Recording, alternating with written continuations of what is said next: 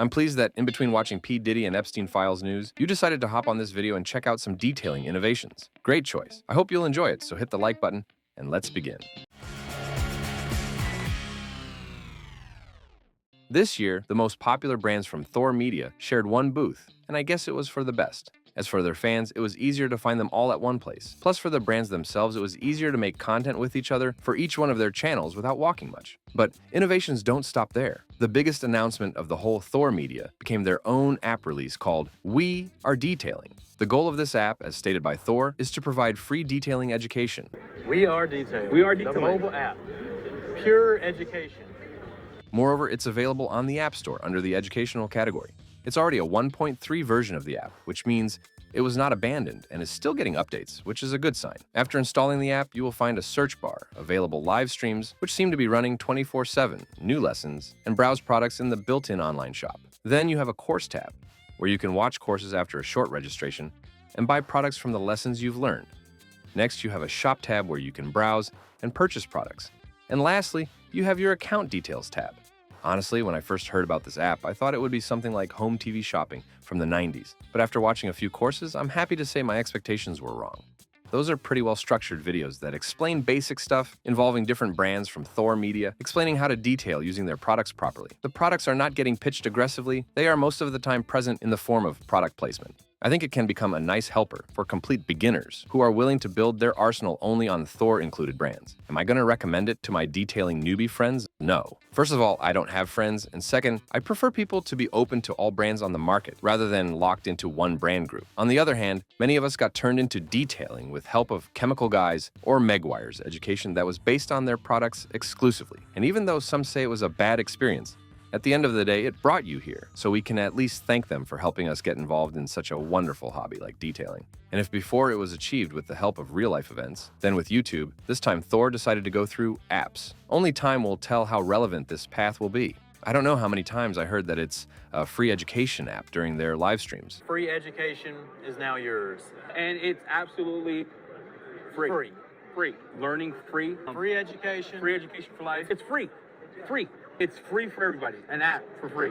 You can't beat free education, so this app is for you. But in fact, it's an education and shopping platform, which is honestly stated in their app description. It still makes this education free, but I'm not sure how correct is to call it this way. Considering it has a shop inside and you can make a purchase under each video, I see it more as a shopping app with advanced, user-friendly instructions for use. I really want to hear your thoughts on this. What were your impressions when you found out about this app? Will you use it, and do you view it as a free educational app? Share your thoughts in the comments. The next big announcement from T.O.R Media became an intent to launch a new brand called Honest Car Care. As I understood, this brand is kind of an experiment from T.O.R Media, and it should bring several new things and ideas. First of all, if before they were launching a brand with one YouTuber as a headliner of the brand, this time, there are 3 YouTubers as headliners of the brand. So it was planned that Chelsea from Attention to Details, Christy from Details in Me, and Gary from That Detail Guy will start developing a brand from scratch together with the detailing community. As of SEMA 2025, they have not developed any products or even created a brand logo. This was purely an idea which was supposed to grow during 2026, which is also a new thing, as usually brands have some branding, basic lineup, and the main seller ready by the announcement date,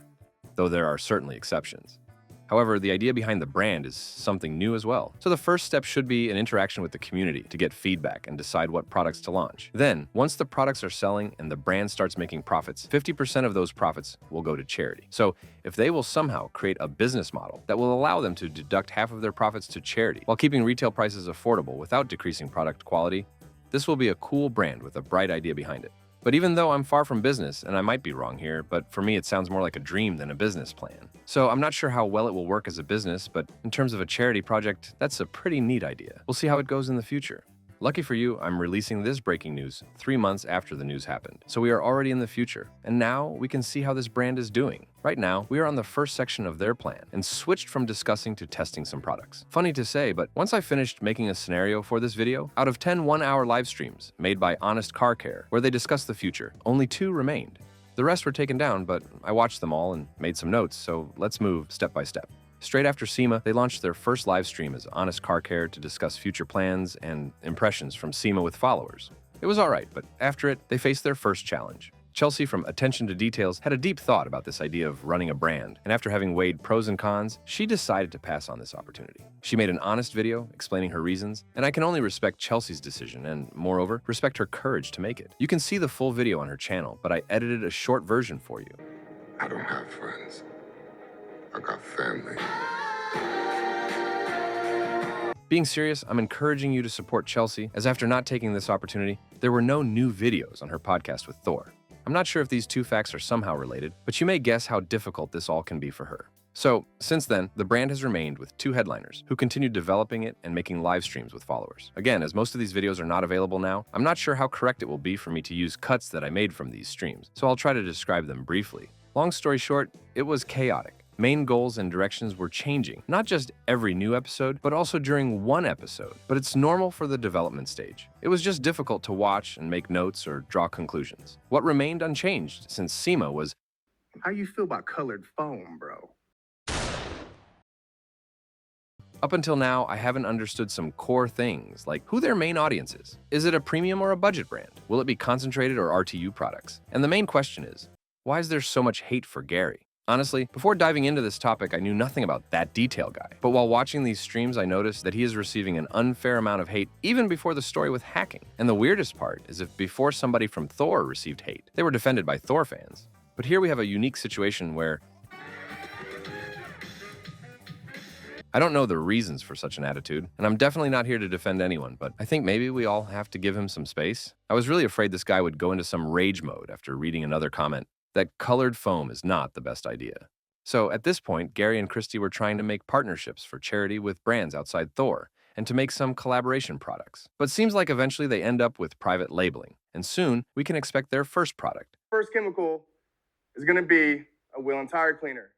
Afterwards, there were plans to release some soap. Lastly, here's the logo that was announced by Honest Car Care. And generally speaking, these are all the main updates about this brand. Which means you will not be seeing me every Thursday on the House of Rags Media Network moving forward. Let me know what you think about it. Do you believe they will last and make a full launch at SEMA 2026? And yet, which color of foam do you dream of washing your car with? DIY Detail released several new products during SEMA, one of which is promising some real innovations. So the first product became a wool pad for rotary, the same as the one for DA polishers, but longer bristles and better cooling. The product, with some true innovations, became their gold standard compound. Two key features of which are gel form and innovative geodesic structure abrasives. Gel lets you skip shaking the bottle before using it and also requires no final wipe-off. This product is claimed to be an incredibly effective cutting compound that will bring you results in 2 or 3 passes. Based on Ivan, this is how their product is compared to Kosh Chemi H902 and 3D ACA 500. ACA 500. A little more aggressive. So it seems like we are dealing with one of the most aggressive cutting compounds available on the retail market. However, on their website, it says this compound effectively removes light scratches and swirl marks, which doesn't sound like a heavy cut, right? Well, I know it's just words and has nothing to do with real-life results, but during SEMA presentation, it felt like it's a killer compound, which is not even recommended to absolute beginners because they can ruin the paint.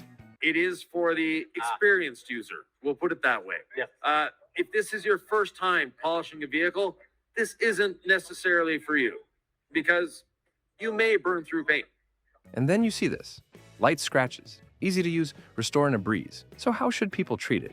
Coming back to real-life results, as how this product performs is way more important, and here, I have no questions. I found one video from Perfect Shine of Jax where he tested it on a heavily swirled car, and it seems like it works fine. Still waiting for somebody to compare it to H902 and ACA 500 head-to-head. But even this wasn't the most interesting for me. We are here for the innovations. New abrasives made me very curious, so I started researching to learn about innovative geodesic structure abrasives. But to my disappointment, I couldn't find lots of information following that query. Don't take it seriously, but when I Googled it in November after the SEMA show, there was no info at all, so just for fun, I even switched to Google's AI mode, and somehow it already knew about this product. But it said it's just a marketing name. However, when I searched now in February, Google tried to give me some info about geodesic abrasives, but after having a closer look, you realize it's a pyramid or maximum diamond shapes. Moreover, those are for abrasive discs. So I don't know, folks. Maybe it's truly innovative abrasives that haven't been seen before in any other industry, and this was the reason I couldn't find anything or I did bad research. But for now, we can only rely on Ivan's explanation of geodesic abrasives. So, some of you might have to Google here, but I'll explain it.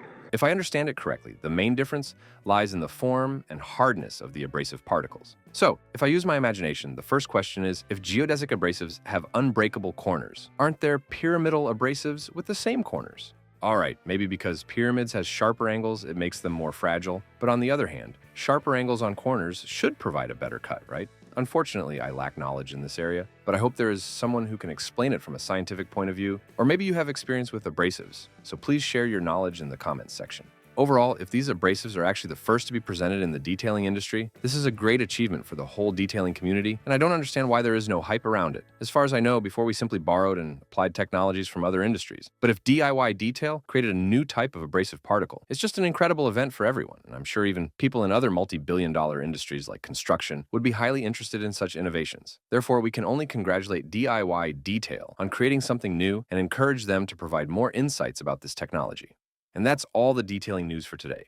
I hope you enjoyed the episode. In the meantime, I will continue searching for amazing news from the car care world, so subscribe not to miss anything. Take care of your cars and have a lovely detailing, folks.